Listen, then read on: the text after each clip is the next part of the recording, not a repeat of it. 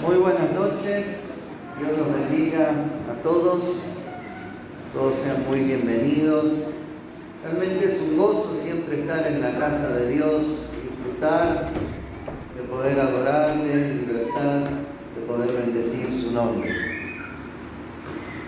El domingo próximo pasado vimos algo, por supuesto no cerramos el tema, pero vimos algo de la gracia y la antigracia.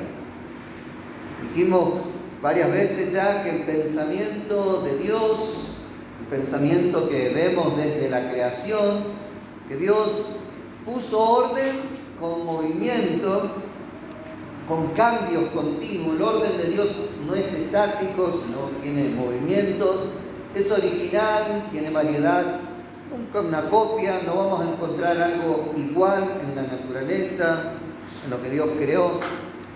Y nos dio libre albedrío, libre pensamiento, que podemos tomar nuestras propias decisiones.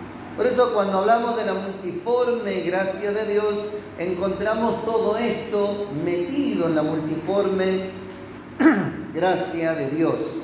Encontramos que es variada y que tiene muchas formas, por eso la palabra multiforme gracia de Dios. También vimos que en 1 de Pedro 4:11, que una característica de que es de Dios y que viene de la gracia de Dios es que todo es para la gloria de Dios. En Jesucristo todo es para la gloria de Dios. No es para nosotros, no es para que ninguno resalte, sino demos gloria a Dios en todo lo que hacemos y en todo lo que decimos. Ahora, la antigracia, ya lo vimos, que es o desorden o orden estático. Una estatua no es algo que Dios haya creado, salvo una. Los que leen mucho la Biblia sabrán cuál estatua Dios creó. Exacto, la mujer de Lot. Es la única estatua que yo encuentro en la Biblia. Le hizo una estatua de sal. Pero después todo lo de Dios es algo que va cambiando. Por eso la antigracia sería un orden estático. Ser todos iguales, ser una copia, eso es antigracia. Y en vez del libre albedrío vimos que sería el control, controlar todo, que eso es el pensamiento que viene de la antigracia y también del anticristo, para ser más específicamente. Y nosotros nos debemos mover siempre en la gracia de Dios, en la multiforme gracia de Dios, y no bajo la antigracia o bajo el control. Siempre los cristianos amamos y proclamamos la libertad en todos los sentidos. Donde hay mucho control, ya se sabe que no hay y no está trabajando la multiforme gracia de Dios. Y solo para recordar, vimos que una persona que quiere controlar, si es un varón, va a usar el miedo, y si es una mujer, va a usar la seducción. Y que lo vemos a diario en el mundo. Por ejemplo, una persona controladora que usa el miedo, la coerción, la fuerza, y lo vimos en los gobiernos autoritarios del mundo.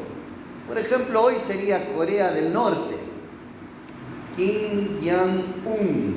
Me lo tuve que aprender porque me cuesta el coreano, pero como ustedes conocen el coreano, me entienden. Kim Jong-un, el presidente actual, donde no hay libertad en ese país de predicar, de pensar algo diferente. Gracias que nosotros vivimos en la Argentina, donde sí hay libertad. Y bueno, dijimos que de las mujeres usan la seducción, y no solamente en la parte sexual, sino en las palabras, regalos, atenciones, o algunas tienen muy afinado el tema del llanto, lloran y consiguen las cosas.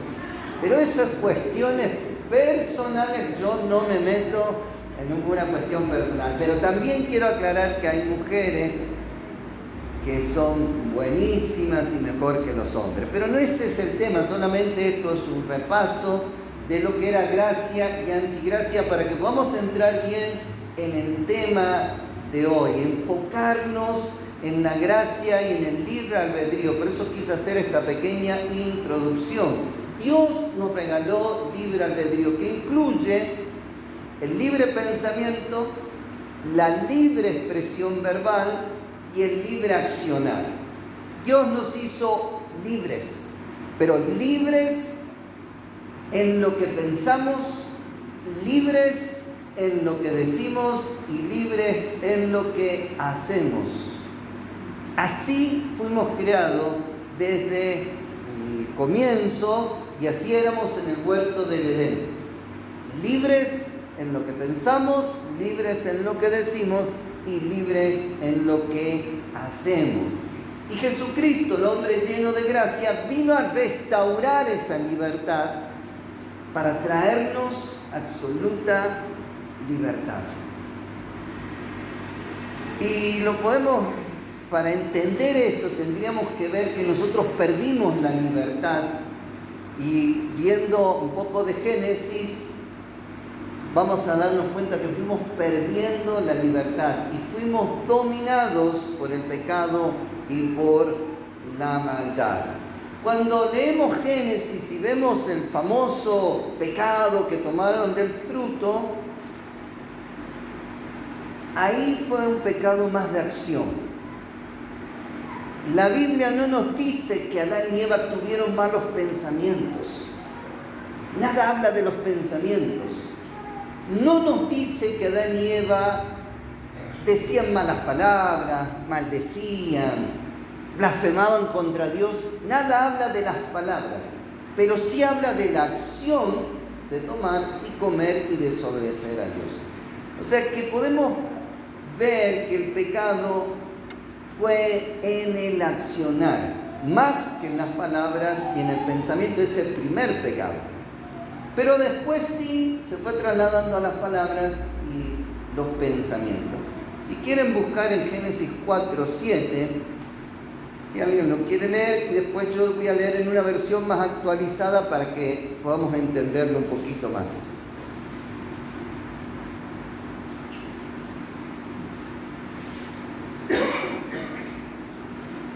Está hablando de Caín y de Abel, y Dios está hablando con Caín.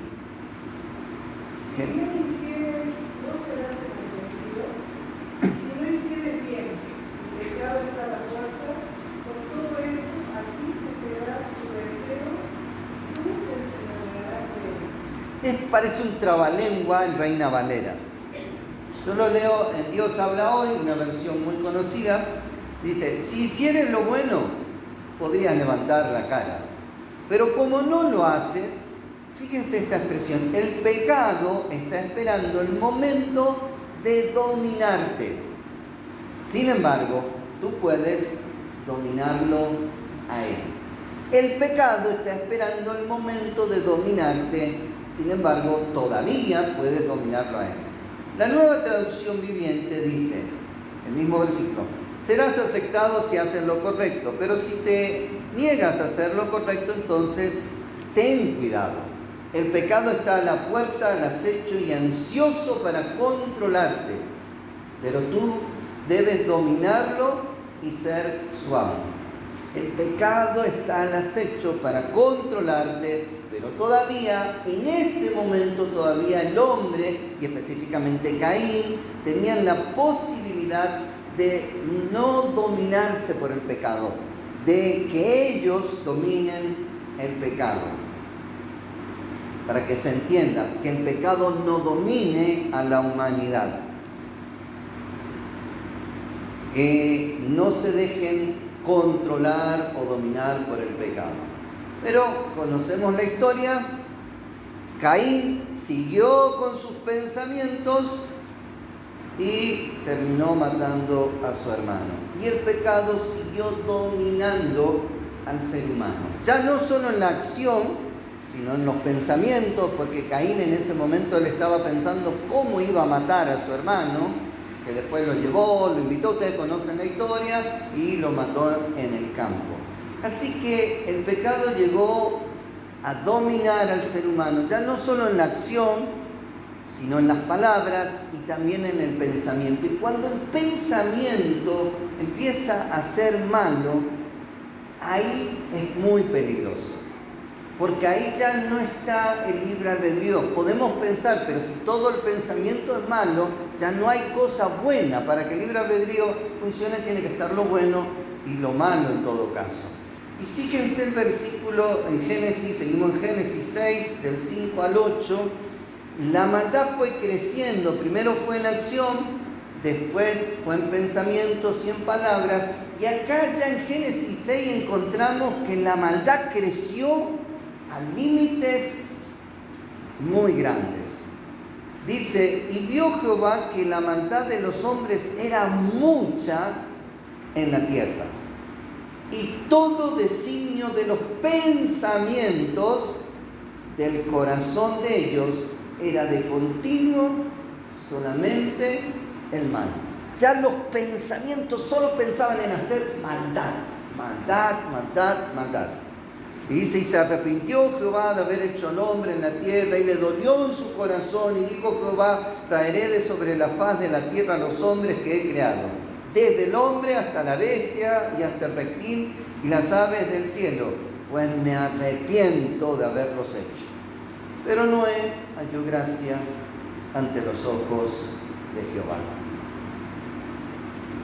El mismo versículo 5, la Nueva Traducción Viviente, dice, el Señor vio la magnitud de la maldad humana en la tierra y que todo lo que la gente pensaba o imaginaba era siempre y totalmente malo.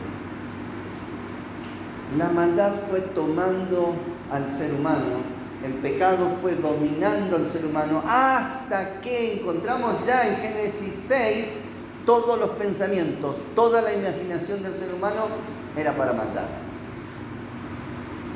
Entonces, ¿qué hace Dios? Conocemos el capítulo 7.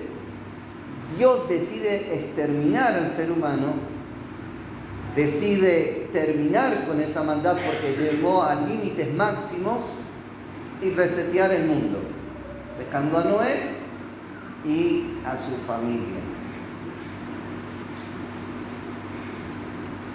El plan del maligno es el mismo que en la antigüedad: controlar, dominar a la humanidad para que al final se destruya toda la humanidad. Por eso cuando yo digo que Jesús vino a traernos completa libertad, absoluta libertad, entendiendo que fuimos perdiendo nuestras libertades en el accionar, en los pensamientos y en las palabras. Primero, el pecado, la maldad, como quieran llamarlo en ese sentido, controló las acciones. Después pasó por las palabras y el último es controlar, si puede, todos los pensamientos de la humanidad. Todo lo que pensaban o imaginaban siempre era totalmente malo. Eso es lo que dice la Biblia. Así fue el comienzo de los tiempos y así va a ser el final de los tiempos. Les invito a que busquen Apocalipsis 16:11, solamente para ver un versículo, no verlos todos, tendríamos que leer casi todo Apocalipsis.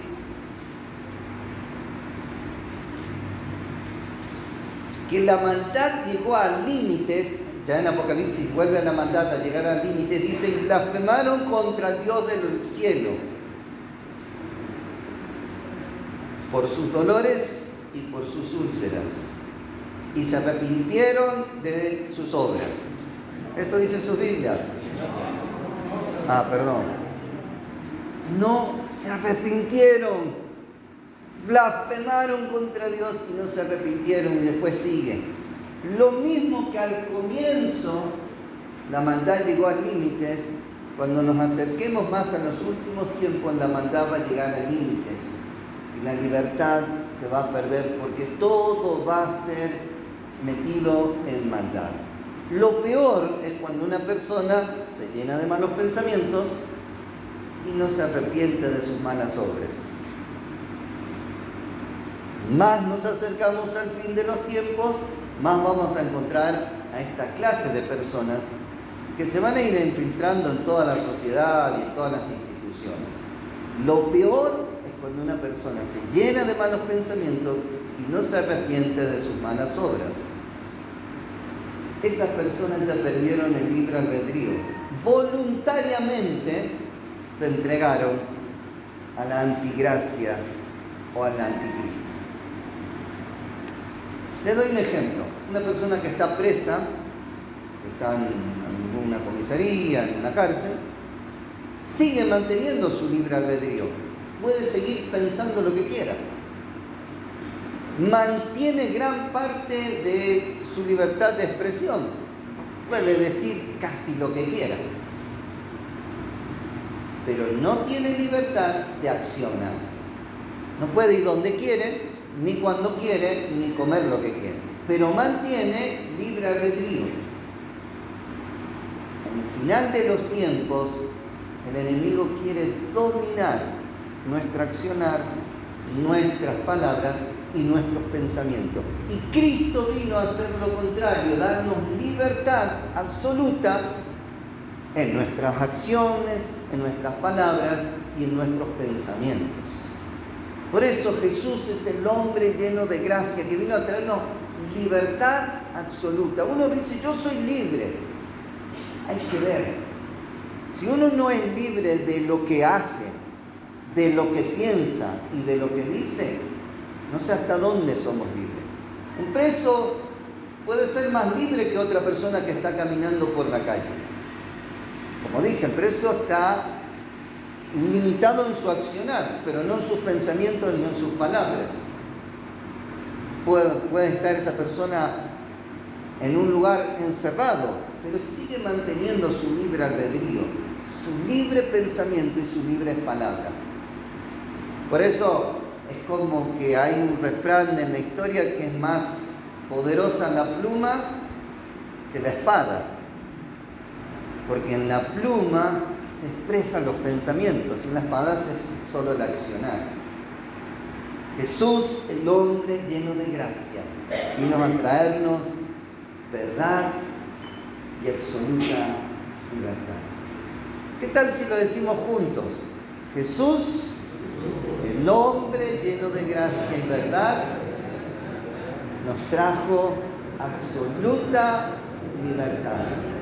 Eso es lo que trajo Jesús a tu vida cuando lo recibiste como tu único y suficiente Salvador. Absoluta libertad. ¿Y para qué Jesús nos trajo absoluta libertad? Sería la pregunta que sigue, o que cae de maduro. ¿Saben para qué? Para que podamos volver a entrar al trono de la gracia. Como dice Hebreos 4:16, eso recién lo tiene que decir Hebreos al final casi otra vez de la Biblia. Acerquémonos pues confiadamente al trono de la gracia para alcanzar misericordia y hallar gracia para el oportuno socorro. Al comienzo fuimos totalmente libres, después fuimos perdiendo toda la libertad como seres humanos, en el accionar, en las palabras, en los pensamientos. Dios tuvo que resetear la tierra. Y después la maldad fue creciendo y vino Jesucristo, el hombre lleno de gracia, para devolvernos la absoluta libertad. Ahora, para los apóstoles, este último versículo, acerquémonos pues confiadamente al trono de la gracia, para hallar misericordia y gracia para el oportuno socorro, era más fácil de entender que para nosotros. Porque nosotros, como vivimos en un tiempo de gracia, nuestros templos tienen cualquier forma. Y entramos y salimos y nos metemos por los templos como queremos. Pero en el templo de Jerusalén, donde estaba el trono de Dios en la tierra, cada lugar tenía su significado. Vamos a ver dos imágenes del templo de Jerusalén y espero poder explicarles esto. Porque para entrar al trono de la gracia no podíamos nosotros.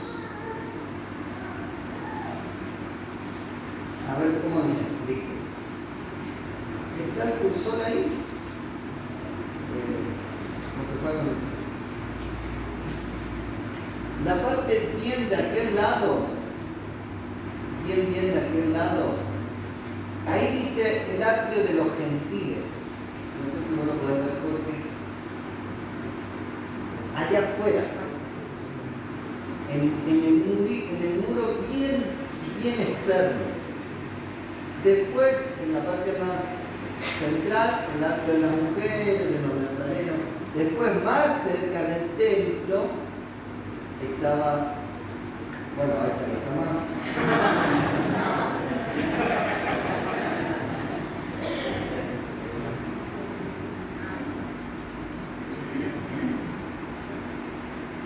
Ahí, en esa parte, estaban para los hombres judíos, los sacerdotes, y después recién se entraba en el lugar santo, en el lugar santísimo. Se los voy a explicar en este templo para que se entienda. Supongamos que este sea el lugar santísimo. Supongamos. Este es el lugar santo, ese es el atrio de los hombres,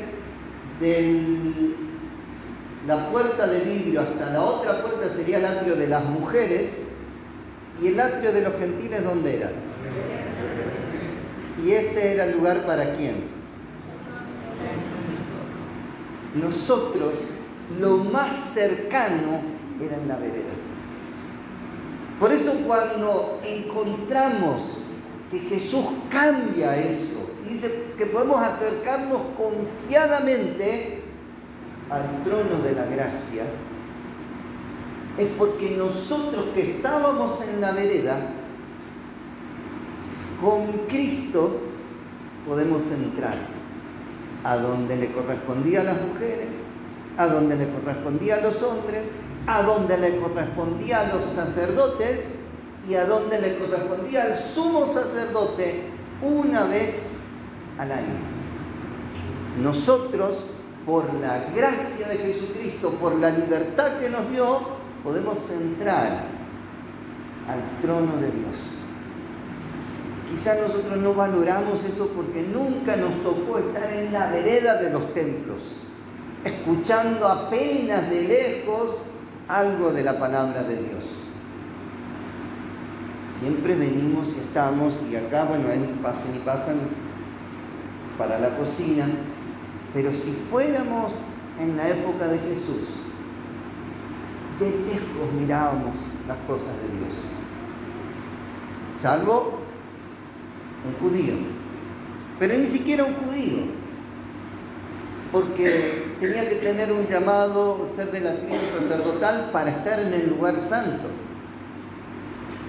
Y uno de esos elegidos, llamados, podía una vez al año entrar en el lugar santísimo, al trono de Dios y presentarse. Por eso cuando Hebreo dice acerquémonos pues confiadamente al trono de la gracia para hallar el oportuno socorro, está diciendo eso. Usted, mi hermano, y yo, por la gracia de Jesucristo, por el sacrificio de Jesucristo, porque Él vino a traernos absoluta libertad, podemos ir al trono mismo de Dios. Fíjense lo tremendo que es la gracia. Si viviéramos todavía bajo la ley, yo no soy judío, creo que la mayoría no somos de sangre, tendríamos que estar en la vereda. Pero la vereda allá, pueden mostrar la otra, es lejos del templo. ¿Había otra imagen?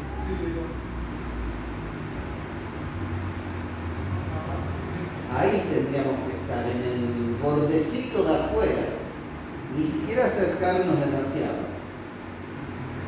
Pero con Cristo pasamos todo eso, por eso cuando Cristo murió se rompió el velo. Él entró y dijo, venga muchachos, entren conmigo. Por la gracia entramos. Y en otra imagen, había otra imagen, solo para allá. Después hay Biblias de estudio que tienen esto, ustedes lo pueden encontrar. No, ese no. Ese cámara más. Bueno. Ahí hay otra imagen del templo. Ahí se ven personas, si después lo pueden andar, y nosotros estaríamos bien afuera de todo eso. Era un muro bajo que tenía el templo, que decían hasta ahí se puede llegar.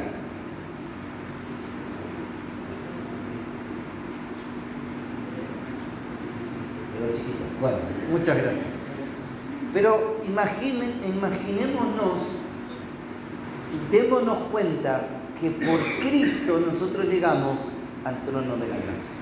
Cristo recuperó para nosotros absoluta libertad y nos permitió entrar al trono de la gracia. También Jesucristo abrió la puerta de un lugar que se había cerrado por el pecado, el paraíso. En Génesis, Dios echó a Adán y Eva y cerró el paraíso y le puso un querubín con una espada. ¿Qué le dijo Jesús a uno de los que estaban crucificados al lado de él? Hoy abro la puerta del paraíso y te llevo conmigo a visitar el paraíso. Hoy estarás conmigo en el paraíso. Absoluta libertad en el accionar, absoluta libertad en los pensamientos y en las palabras, y absoluta libertad para entrar al trono de la gracia, y absoluta libertad para entrar al paraíso. Eso hizo nuestro Señor. ¿Cómo no adorarlo? ¿Cómo no bendecirlo en los cultos? ¿Cómo no agradecerle? ¿Cómo no vivir para Él? Ninguno de nosotros podría hacer ni la mitad de esas cosas. Pero Cristo, por su obra, nos trajo absoluta libertad. ¿Qué tal si le decís a tu hermano que está cerca: Cristo te trajo absoluta libertad, mi hermano, mi hermana? No te dejes controlar por nadie. Absoluta libertad tenemos en Cristo Jesús. Por eso el control es antigracia. Todo lo que sea control en el accionar, en las palabras, si alguien te controla las palabras que decís, o los pensamientos, que eso ya es un trabajo de los últimos tiempos, eso es antigracia. Porque la gracia de Jesús, la multiforme gracia de Dios, nos trajo absoluta libertad. Y para terminar hoy, vamos a terminar con el último versículo de la Biblia. Y lo vamos a leer juntos, Reina Valera 60. Mientras ustedes buscan, se los leo. La gracia de nuestro Señor Jesucristo sea con todos vosotros. Amén. Lo leemos juntos, nos ponemos de pie, leemos esta porción de la palabra y nos despedimos proclamando gracia para todos. ¿Lo leemos juntos? La gracia de nuestro Señor Jesucristo sea con todos vosotros. Amén. Dios les bendiga mucho, mis hermanos, y vivan en la gracia que nos trajo Jesucristo. Muchas, muchas bendiciones. La gracia de nuestro Señor Jesucristo sea con todos vosotros.